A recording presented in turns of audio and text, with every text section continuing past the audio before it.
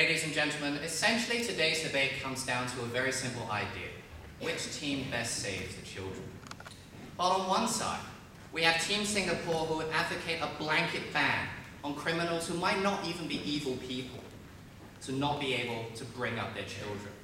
Whereas it's Team Hong Kong, which is right down the bench, presented to you a much more nuanced analysis and characterization of the problems which children face, which parents face, and what prisons are really about. In my speech today, I'll be taking a look at three main things. Firstly, the nature of rights and justice. Secondly, the nature of parents and others, such as foster homes. And finally, taking a look at children, the side we both want to help in today's debate. So on to this first idea of the nature of rights and justice. In proposition, the fundamental principle that we came out and told you about was that justice deprives individual rights based upon individual responsibilities and culpability. This is because people commit crimes towards society, not towards specific individuals, such as children in this specific case. We gave you that analysis in first proposition.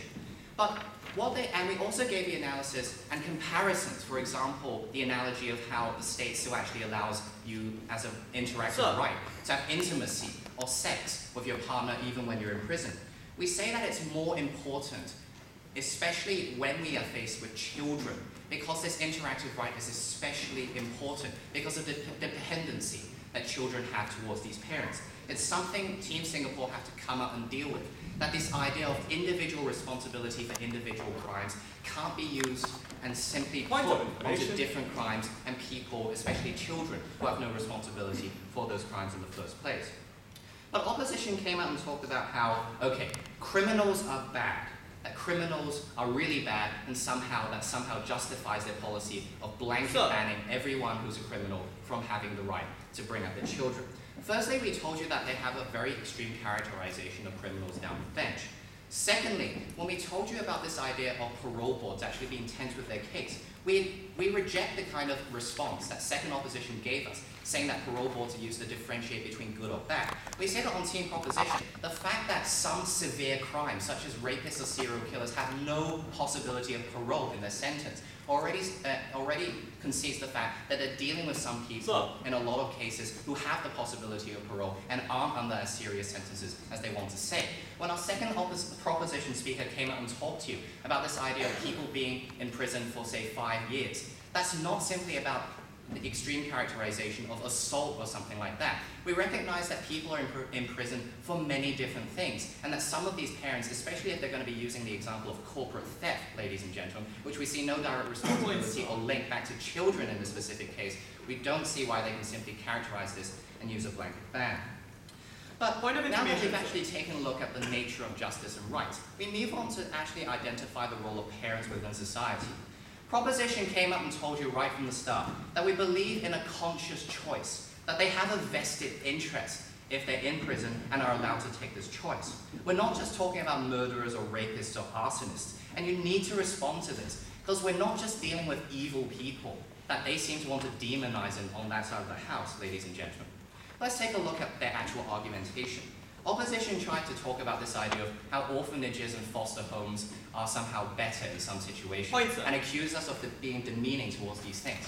Firstly, we find it a very ironic generalization on their side of the house to support foster homes with Steve Jobs, which we simply say is an extremely extreme example, ladies and gentlemen. Secondly, that's simply not the case. In a vast majority of the countries in the world, we don't say that foster homes or social welfare, as they want to talk about, are simply as good as they want to suggest. We see in the developed world, cases like Baby P, 250 consecutive failures of social workers. We say even in the developed world, the developing world, such as in the examples of Mexico and Brazil, places like this where the societal institutions to be dealing with this simply fail. That's why the parent has to have the right to come in.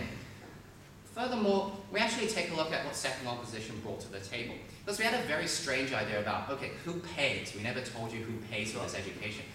Simply put, it's following the precedent of the United States. I'll take you in a moment, sir. The government pays because there is a precedent and it follows the responsibility of what a government should do if a parent can take this choice. Yes, sir? In the developing world you talk about, how are you going to ensure a secure environment for children in prisons when literally criminal gangs run these prisons themselves? Sir, Basically, the idea that we present to you on this side of the house fundamentally is that having a parent take a direct role and responsibility for these children is better than having them outside.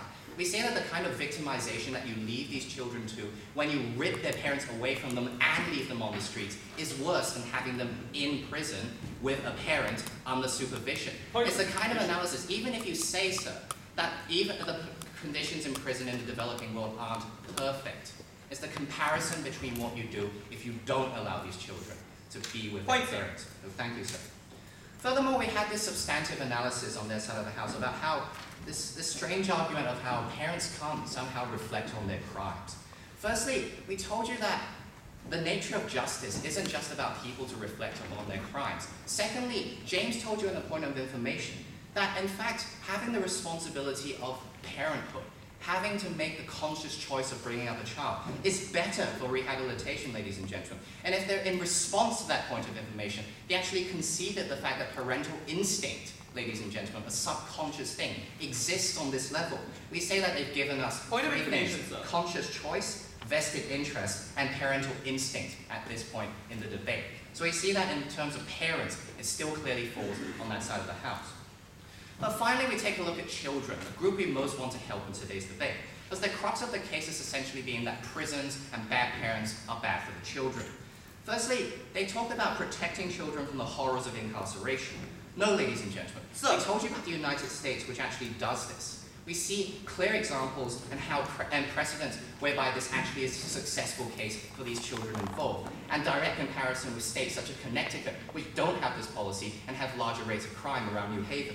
Secondly, we say that opposition talked about, okay, in response to this, they said that gangs still exist in prison. Firstly, that's a wrong characterization of the places we're keeping these children in. In the developed world, ladies and gentlemen, especially, we're having children in secure, closed environments with their parents, with government supervision in a lot of these cases. It's not simply the fact that if this motion implying behind bars somehow means that we actually have children in prison cells, ladies and gentlemen, accompanying their parents on manual labor. It's not the same thing, ladies and gentlemen. But the second layer we talked about was that isolation okay, the second response they came back to is, okay, isolation in prison is still bad for these children. Ladies and gentlemen, that's simply not true, especially when you consider the alternative consequences of having them out on the street, and the fact that they're actually ripping these children away from their families, the only parents they have left, ladies and gentlemen. Furthermore, we told you about education and exposure, and how we have a secure environment for these people. And even though second opposition tried to say that we contradicted ourselves by saying that, okay, we somehow want them to spend time outside of school, and that means we're not spending time with other parents. That's not the point. The point is that they have the right to spend their time with parents in the first place. And that's something we told you is a very important thing on this side of the house. Ladies and gentlemen, we don't want recidivism. We don't want bitterness in children. We don't want children falling prey to criminal gangs outside prisons where it is worse. We say, let the parents take care of their children. Thank you very much.